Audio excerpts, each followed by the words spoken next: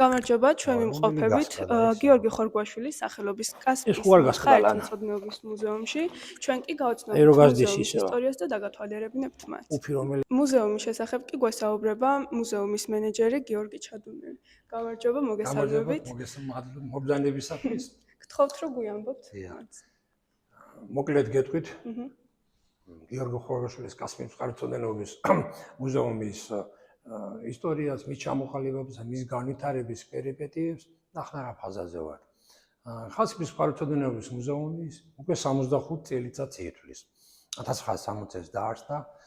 თავდაპირველად ორი ადამიანი მუშაობდა, ბატონი დონმიშხან კაპრაშიძე და ერთი მეცნიერ მუშაკი. შემდეგ წლების განმავლობაში შემადგენლობა გაფართოვდა, მატერიალურ ბაზა გაფართოვდა, მუზეუმის თანაშრომლებმა დაიწყეს მოძრაობა რაიონის მასშტაბით, მაშინ ასე ეწოდებოდა კასპიის რაიონად, ეხლა კასპიის მუნიციპალიტეტი. კასპიის თითქმის ყველა სოფლებში, ნასოფლარებში, სხვადასხვა ძეგლების შესწავლება, განვითარება, ექსპონატების მოძიება. 1963 წლიდან უკვე კასპიის მუზეუმის დირექტორი იყო მწერალი, საზოგადო მოღვაწე ბატონი გიორგი ხორგვაშვილი, რომლის ხელმძღვანელობით უფრო გაფართოვდა სამძებრო მოძებნითი სამუშაოები, სხვადასხვა საინტერესო მოვლენების შესწავლა, ისტორია, ფოტოფირები, და ნელა ამჟამად კასპიის ხაერთმცოდნეობის მუზეუმი ფონდები ითვლის 40,000-მდე ექსპონატს. ამ ექსპონატში შედის როგორც დოკუმენტური ხასიათის წყაროები, ფოტოფირები, ჩანაწერები, ისტორიები, წიგნები, როგორც არქეოლოგიური ექსპონატები, ასე ეთნოგრაფიული სხვადასხვა. კასპი არის თვითონ დასახლება უძველესი საქართველოს ისტორიაში, ერთ-ერთი უძველესი, ჩვენც აღმოსავლეთ მეოთხე საუკუნიდან მოდის წყაროებში. ადგილი არ მოიძებნება კასპიის ტერიტორიაზე, საცავ ბარი დაერთხას და უძველესი აღმოჩენები არ დაფიქსირდეს და აი ჩვენს მუზეუმში რაც არის მცირე ნაწილია ჩვენი ექსპოზიციიდან, საცავიდან გამოტანილი ჩვენს ექსპოზიციაში არქეოლოგისა ფიზიკურად უბრალოდ მეტი ვერ დაეტევა და ეს ექსპოზიცია აღხატეს რამდენად მდიდარი წარსული ჰქონდა. 1992 წელს იმ ცნობილი მოვლენების საბჭოთა დაშლის შემდეგ დაიწყო ძალიან რთული პერიოდი ქვეყანაში, სამოქალაქო ომი, სხვადასხვა გაჭირვება და მუზეუმის ძველი ექსპოზიცია, რომელიც აღებული იყო 1991 წელს, თითქმის 2000 წელია მუზეუმს არ ქონია მუდმივი გამოფენა სხვადასხვა. დროთა ვითარებაში მაშინდელი თანამშრომლების, შემდგომი თანამშრომლების მეცადინეობით, წყალობით, მონდომებით, რა თქმა უნდა, ადგილობრივი ხელისუფლების დახმარებით ყოველთვის არ ხერხდებოდა დახმარება, იმიტომ რომ ქვეყანას როცა უჭირს, ყოველთვის ვერ მოეცლის მუზეუმზე. 2000 წელს რემონტი დაიწყო, მე ომის შედეგად გაჩერდა ჩვენი მუზეუმის რემონტი, ნაწილობრივ გარემონტა და 2012 წლიდან როცა მოხდა ცვლილება ხელისუფლების, ბატონი ოლეგი აძეს დახმარებით, რაც აქ მუზეუმში საგამოფენო ინვენტარია მისი დახმარებით იქნა შეძენილი. შემდეგ ჩვენი მუზეუმის ისევ და ისევ თანამშრომლების მონდომებით, მეცადინეობით, გულისხმობ უფასოდ, უსასყიდლოდ ექსპოზიციონერის მოწვევის ჩვენ საშუალება არ ქონდა. ჩვენი თანამშრომელი მხატვარი ექსპოზიციონერი იორამ იმადაშვილი საფოტო გალერეის გამგე უდიდესი შრომა ჩადო ის საგამოფენო კონცეფციის შექმნაში წლების განმავლობაში.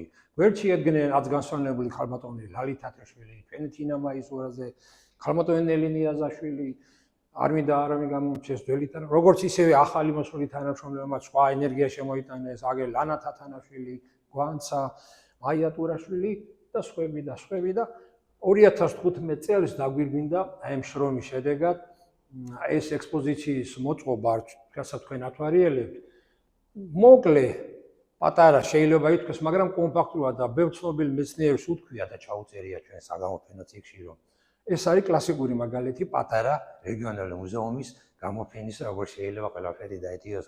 ბატონი ვახტანგელიჩელის ეკუთვნის ეს სიტყვები სხვათა შორის. ჩვენ რა თქმა უნდა არ გავჩერდით ამ მიღწეული ერთი დარბაზის გამოცემით.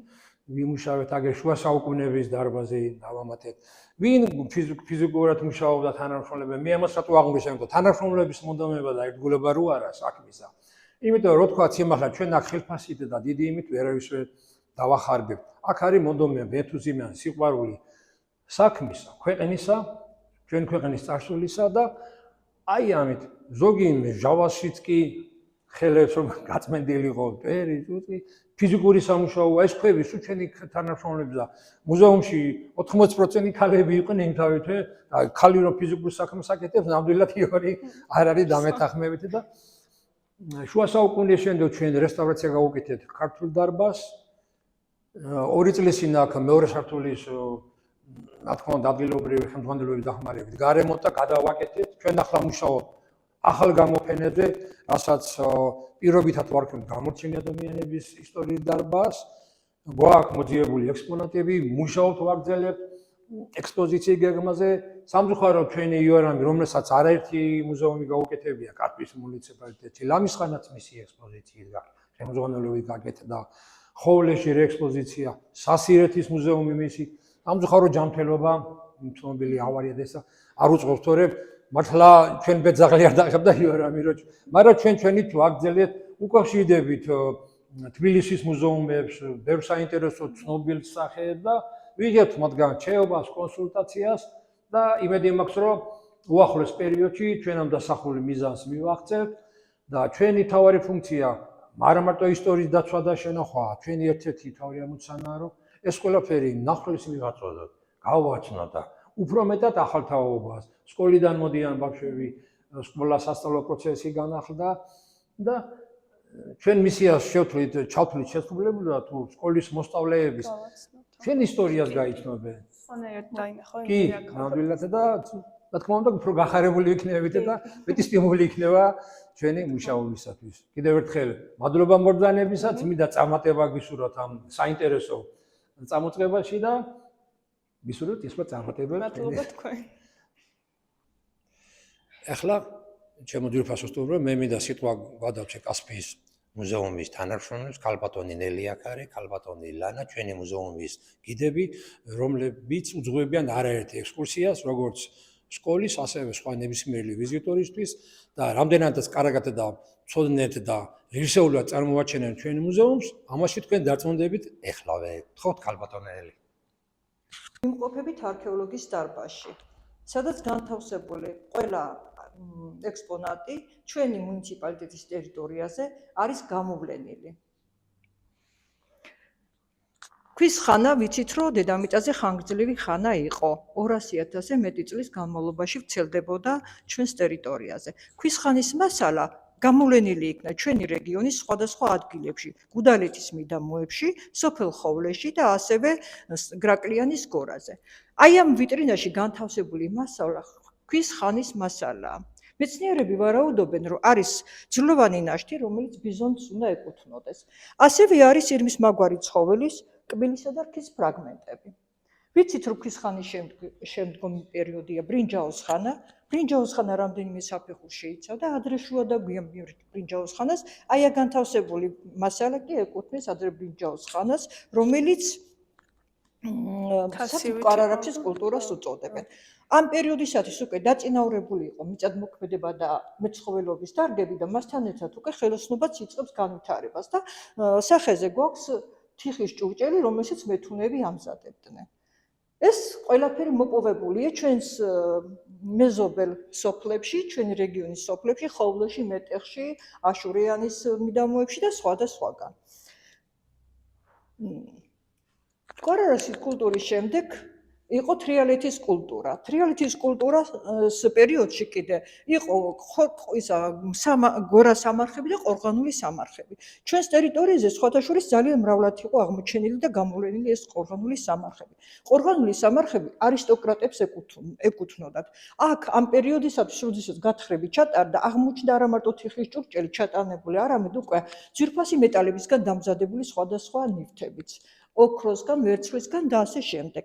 მე აქ ისეთი მდიდარია ჩვენი ექსპონატები და უძვირფასესი და უნიკალური ნივთები გვაქვს, რომ ყველაზე სასაუბროთ ძალიან დიდი დრო დაგვჭირდება და ამიტომ გამოვარჩევ ზოგიერთებს, რომელთაც დაინტერესებულია როგორც ადგილობრივი ექსკურსიის მონაწილეები, ასევე ტურისტები. ოფსიდიანებზე მინდათ გესაუბროთ ერთი-ორი სიტყვით. ოფსიდიანები უძვირფასესი მასალა, რომელიც მინერალური მინის საბადოებისგან არის მზადდება უფრო სწორედ და ეს მეცნიერების ვარაუდით საქართველოში ძალიან ბევრად იყო ეს მინერალი და თვითონ კასპშიც არის რომ კასპის მიდამოებშიც აღმოჩნდებოდა, ხდებოდა აქ არსებობს სახელოსნოები იყო და ამ სახელოსნოებში ხდებოდა მისი დამზადება და გატანა საზღვარგარეთაც. ანუ მნიშვნელოვანია ბუნებრივი ქვისგან კასპსა და მეტეხში აღმოჩენილი სარდიონის მძივები. ძალიან დიდ მადლობას გიხდით ასეთი საინტერესო ინფორმაციისთვის და რომ შემოვედი კიდევ ერთი კითხვა დავება და ძალიან დიდი ყურადღება მიიპყრო ამ ფოტო სურათმა და რომ გითხრათ 1-2 სიტყვით მის შესახებ. მადლობა ჩვენ რომ მობრძანდით პირველ რიგში. ამ ფოტო მასალაზე გამოსახულია ჩვენი სამაროვანი. კასპის მხარეთმცოდნეობის მუზეუმი თვითონ სამაროვანზე დგას. აქ 1961 წელს გათხრები ჩატარდა. ამ სურათზე გამოსახულია ჩვენი ყოფილი აცგარდაცვალებული დირექტორი გიორგი ხორგუაშვილი და არქეოლოგიური გათხრების მონაწილეები არიან, ზოგი თანამშრომლები არიან, ეს და ხელმძღვანელი იყო ბარამიძე. აქ აი ამ გათხრების დროს აღმოჩნდა ზუსტადაც აი ეს ფერადი თეთრი და პასტა მძივები და ნიჟარები. ამ გათხრების პერიოდში იქნა აღმოჩენილი. ეს არის უნიკალური ექსპონატი, რომელიც ფულის ერთეულს წარმოადგენდა იმ პერიოდისათვის. დიახ, აი ესენი ყველა. ასევე ფულის ერთეულები იყო აი ეს ბრინჯაოს რგოლებიც. ანუ ჩვენთვის ძალიან ძვირფასი ექსპონატია კი. გამარჯობა, ახლა თქვენთან გადმოვინაცვლები და რომ წარმოგვიდგინოთ თქვენი თავი და მოყვყოთ მცირე მოგესალმებით, მიხარია რომ ჩვენთან ერთად ხართ. მე ვარ მუზეუმის გიდი ლანა თათანაშვილი. მე ამ წუთას გესაუბრებით, თქვენ კადრში ხედავთ ხოვლე გორას, რომელიც გათხრებით მიმდინარეობდა 1954-1961 წლებში ნიკო ბერძენიშვილის ხელმძღვანელობით. აქ გაითხარა ძალიან დიდი ტერიტორია, სადაც აღმოჩნდა 8 სტრატიგრაფიული ჰორიზონტი. ძველი წელთაღრიცხვით მე-15 საუკუნიდან მე-4 საუკუნის ჩათვლით ამ ტერიტორიაზე უწყვეტად მიმდინარეობდა ცხოვრება. როგორც უკვე გითხარით, აღმოჩენილია 8 სტრატიგრაფიული ჰორიზონტი, რაც ნიშნავს იმას, რომ იყო ცხოვრების ერთი ფენა, შემდეგ ბუნებრივი კატაკლიზმების ან შემოსევების შედეგად განადგურდა, შემდეგ იყო ცხოვრების სხვა ფენა და ასე შემდეგ. ჩვენს ექსპოზიციაში წარმოდგენილია მე-12-მე-10 საუკუნის ესეთი საცხოვრებელი სახლის ნაშთი ძველი წელთაღრიცხვით. თქვენ მარჯვენა კუთხეში ხედავთ საკურთხეველს, რომელიც არის ვერძის თავებით შემკული. აქეთ მხარეს იყო საპურის საცხობი, ანუ ასე ვთქვათ, სათონე და ხედავთ იმ ნივთებს, რომელსაც მაშინდელი ადამიანი გამოიყენებდა ყოველდღიურ ცხოვრებაში. ეს არის სასრესი ქვები, ასევე არის სამეთუნეო მორგვი და არის ერთ-ერთი ძალიან საინტერესო არქეოლოგიური ძეგლი. ამ ვიტრინაში განთავსებული არის ბრინჯაოს როგორც სამუშაო იარაღები, ასევე საბრძოლო იარაღები.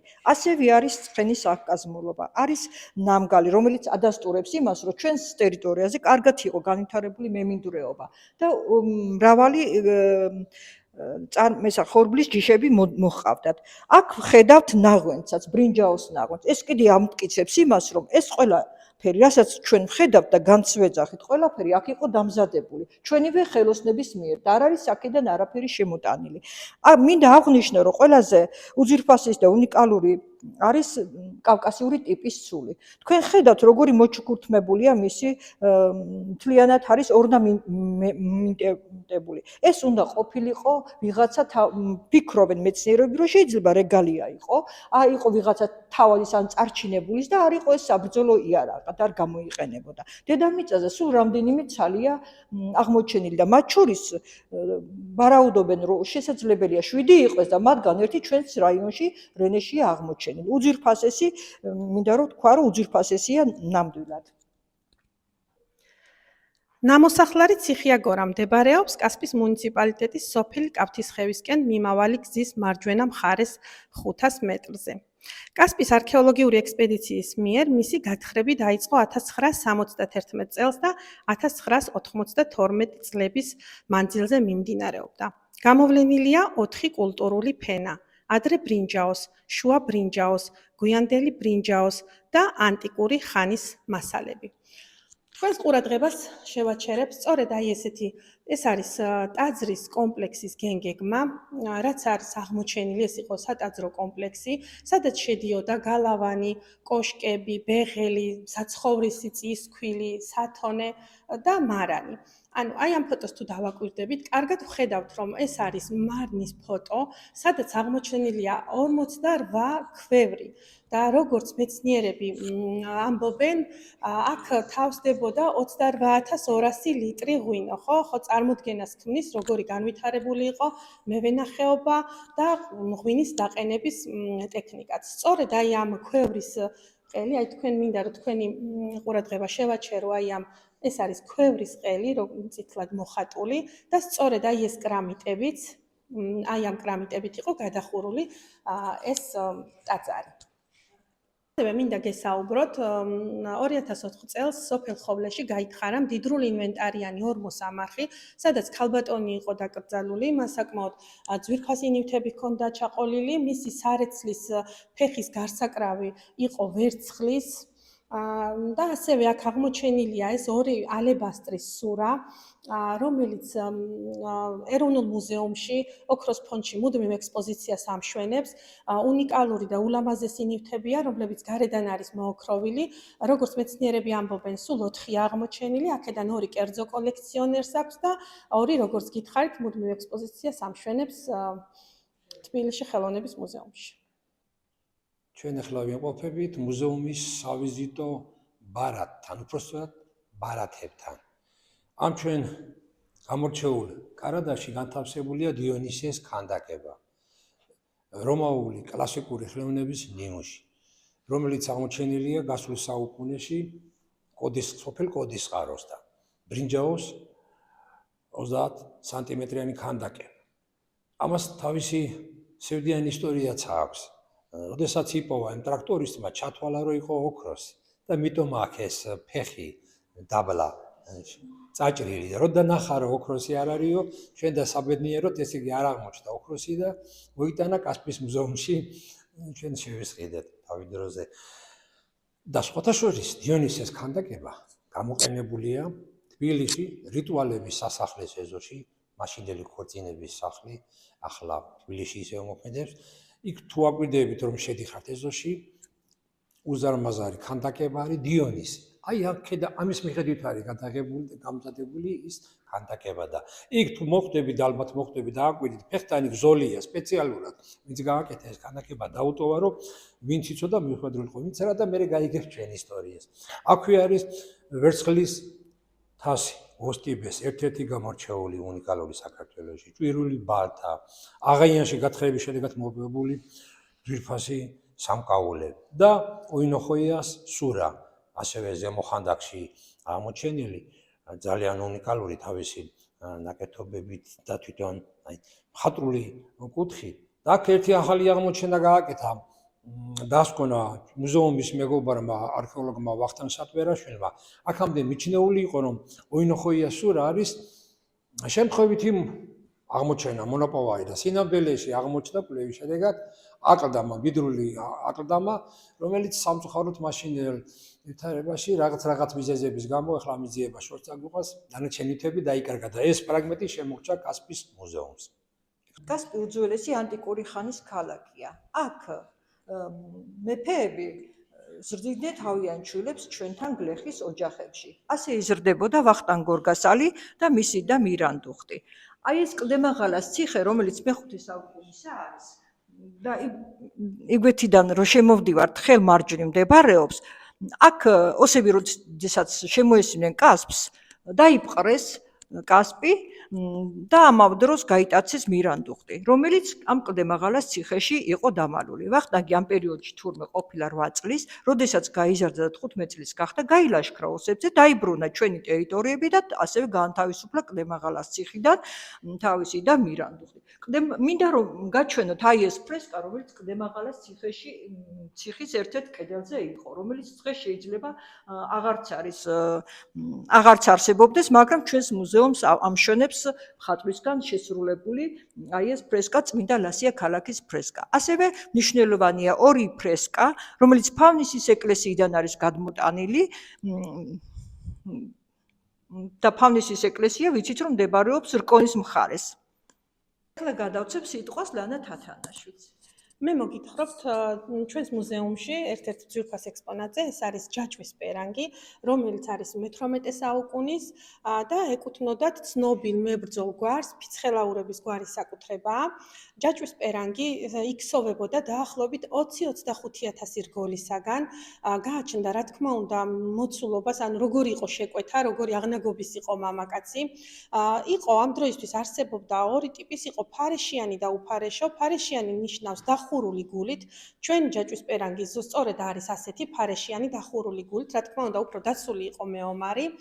როგორც ამბობენ, ძირითადად ქალები ქსოვდნენ და ხუთ ძროხად ფასობდა. რა თქმა უნდა, ეს ყველას არ ექნებოდა იმის ფუფუნება, რომ ეს ჯაჭვი ეტარებინა. ამ ვიტრინაში განთავსებულია ასევე სხვადასხვა ნივთები, რომელიც მებრძოლის აღკაზმულებაში იყო მნიშვნელოვანი.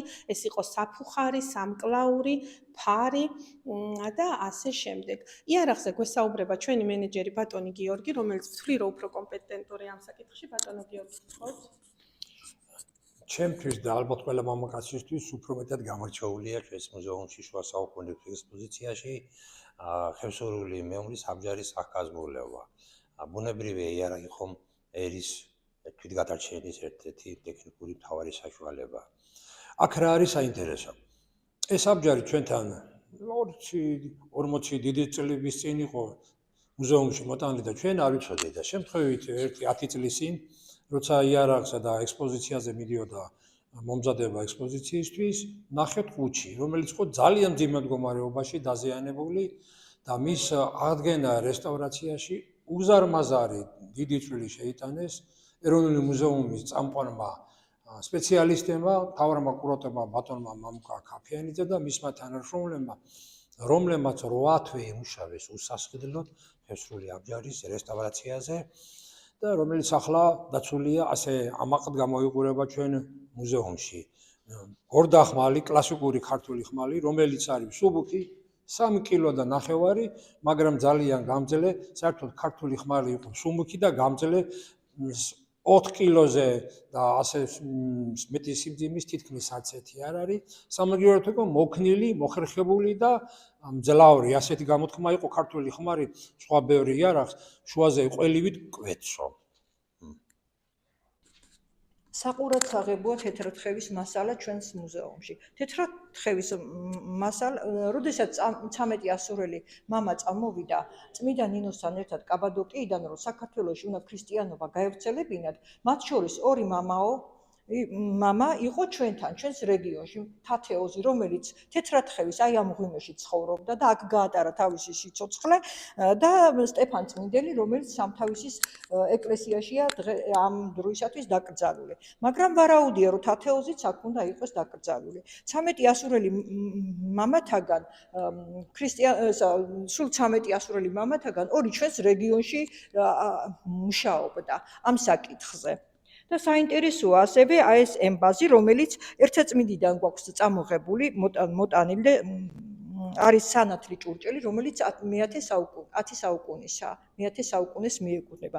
აი ასეთ ემბაში ნათლავდნენ პატარა ჩვილ ბავშვებს. ახლა კი რა თქმა უნდა გაუმჯობესებულია ყველაფერი და არ არის ასეთი. მინდა რომ ორიოდე სიტყვით კანკაზეც გესაუბროთ, რომელიც ნასოფლარ ვარჯაანიდან გვაქვს შემოტანილი მთავარანგელოზის ეკლესიიდან და მინდა აღვნიშნო ისიც, რომ არის უძველესი მუხისგან დამზადებული, ეს ყველაფერი ჩუქურთმა ხელით არის გაკეთებული და არის დაახლოებით 10-9 საუკუნის. ამ არის ლომის გამოსახულებებს ხედავთ, რომელიც სიძლიერის ნიშანი და სიმბოლო არის ჩვენთვის და მართალია ცოტა დაზიანებულია, მაგრამ ვცდილობთ რომ შეინარჩუნოს თავისი პირვანდელი სახე ამ კანკელმა. დავინაცვლოთ ქართულ დარბაზში, მობრძანდით. ყოველთვის დიდ ინტერესს იწვევს და დიდ ყურადღებას ეს დარბაზი. ამ პერიოდის საქართველოში მე-19 საუკუნეში არსებობდა ორი ტიპის დარბაზი, ეს იყო ქართლური და მესხური.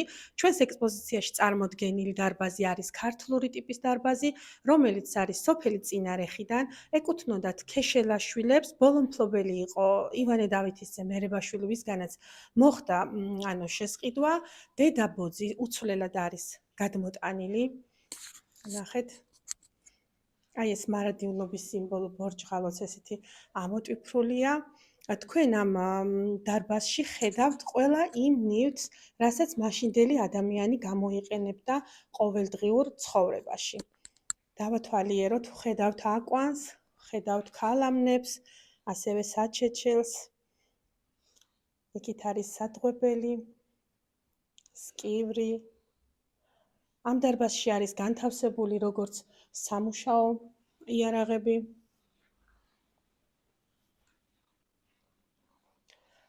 აქეთ გვაქვს მარცვლეულის შესანახი,